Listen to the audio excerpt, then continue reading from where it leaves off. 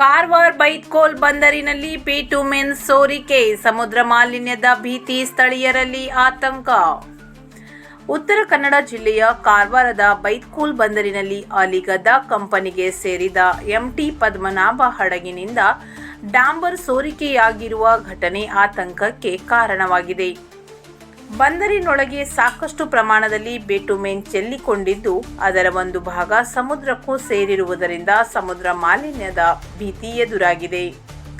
ಮಾಹಿತಿಯ ಪ್ರಕಾರ ಓಮನನ್ ಸೀನಾನ್ ಬಂದರಿನಿಂದ 4,460.551 metric ton bitumen ಸಾಗಿಸಿ ಬಂದಿದ್ದ ಹಡಗಿನಿಂದ ಸರಕು ಇಳಿಸುವ ವೇಳೆ ಅಥವಾ ತಾಂತ್ರಿಕ ದೋಷದಿಂದ ಈ ಸೋರಿಕೆ ಸಂಭವಿಸಿದೆ ಎಂದು ತಿಳಿದು ಬಂದಿದೆ. ಬಿಸಿಯಾದ ಬಿಟುಮೆನ್ ಬಂದರಿನ ಪ್ರದೇಶದಲ್ಲಿ ಹರಡಿಕೊಂಡಿರುವುದರಿಂದ ಜೊತೆಗೆ ಸಮುದ್ರದ ನೀರಿನಲ್ಲೂ ಬೆರೆತಿರುವ ಮಾಹಿತಿ ಲಭ್ಯವಾಗಿದೆ. ಸಮುದ್ರಕ್ಕೆ ಬಿಟುಮೆನ್ ಸೇರಿರುವುದರಿಂದ ಮೀನು ಸೇರಿದಂತೆ ಜಲಚರಗಳ ಜೀವ ವೈವಿಧ್ಯಕ್ಕೆ ಹಾನಿಯಾಗುವ ಸಾಧ್ಯತೆ ಇದೆ ಎಂದು ಸ್ಥಳೀಯರು ಕಳವಳ ವ್ಯಕ್ತಪಡಿಸಿದ್ದಾರೆ. ಸಮುದ್ರದ ಮೇಲ್ಮೈಯಲ್ಲಿ ಬಿಟುಮೆನ್ ಪದರ ನಿರ್ಮಾಣವಾದರೆ ಸಣ್ಣ ದೋಣಿಗಳ ಸಂಚಾರಕ್ಕೂ ಅಡಚಣೆ ಉಂಟಾಗುವ ಸಾಧ್ಯತೆ ಇದೆ. ಅಲ್ಲದೆ ದೋಣಿಗಳ ತಳಭಾಗಕ್ಕೆ ಬಿಟುಮೆನ್ ಅಂಟಿಕೊಳ್ಳುವುದರಿಂದ ದೋಣಿ ಮಾಲೀಕರಿಗೆ ಆರ್ಥಿಕ ನಷ್ಟವೂ ಸಂಭವಿಸಬಹುದು ಎಂದು ಆತಂಕ ವ್ಯಕ್ತವಾಗಿದೆ.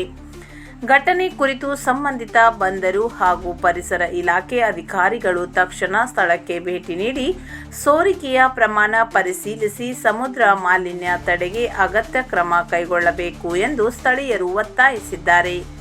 ಘಟನೆಗೆ ನಿಖರ ಕಾರಣವೇನು ಎಂಬುದು ಅಧಿಕಾರಿಗಳ ತನಿಖೆಯ ಬಳಿಕ ಸ್ಪಷ್ಟವಾಗಬೇಕಿದೆ.